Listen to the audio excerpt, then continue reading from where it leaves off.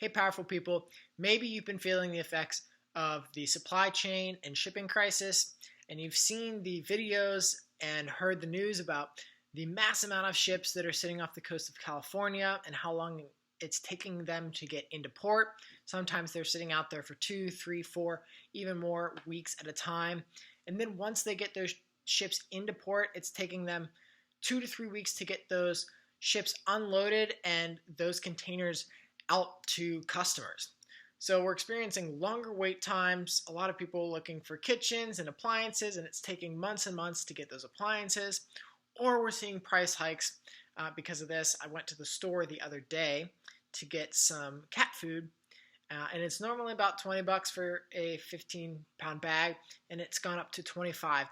So that's a pretty significant price increase for that sort of small item. So this is going to be large, and there's a lot of things that are going up by 15, 20, even more percent because of this.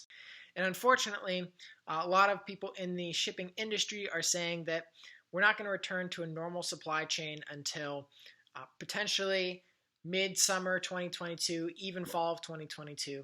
But the unfortunate thing is the prices are probably going to stay where they're at because so many people have gotten used to those prices that companies will just take advantage and charge that, but mostly because so many companies are losing money right now because they're having to pay for extra storage fees and they just don't have the product to keep up with the demand.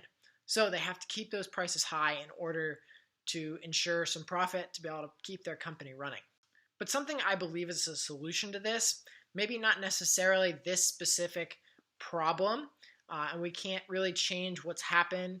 Our supply chain's just kind of screwed up where it is right now. But in the future, to avoid this sort of issue, we need to look towards minimalism. I believe that minimalism can be a great asset in reducing the amount of things that come in from overseas, the amount of things that are needed to stock shelving, the demand that is there right now. So instead of buying a 48-pack of toilet paper, you buy a 12-pack.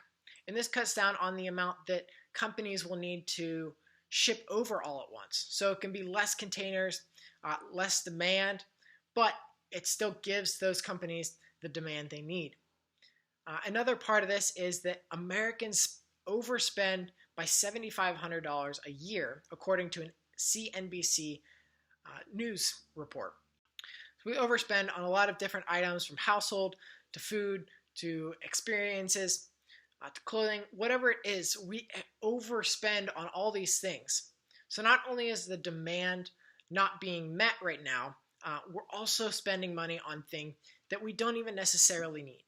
So minimalism can really help cut down on the expenses that people have, and they could use that money for things that's important to them, whether that's going on more vacations, whether that's taking a course to learn a new skill, whether that's starting a new business or investing. All these things that they could do with their money. If we also spend less money on items, it creates less of a demand. So again, if we look towards minimalism, we'll be able to probably avoid some of this supply chain issue in the future. With minimalism, we can also look towards the things that we already have here. Just because something is new doesn't mean we have to buy it. Or just because it's on the market doesn't mean we have to buy it. So there's so many good things out there that we can buy at local thrift shops, on Facebook Marketplace, on eBay. All these different places have so many good used items that don't require any overseas shipping, don't require this supply chain, that you can just get from other people. And this gives you a chance to put money in other people's pockets that may need it. And it gives you this ability to get things that other people may not have because it may not exist anymore. So minimalism can really help with this issue. It gives you a lot more money in your pocket. It slows down the demand, allowing for a supply chain to really catch up and meet that demand. And it also can just give you the opportunity to really find some unique pieces if you're shopping locally and shopping used. So let me know in the comment section if you believe minimalism is a good solution, a bad solution, the right solution to the supply chain issue, whether that's now or a future proofing for it. Or if you have another solution, put that in the comments below as well.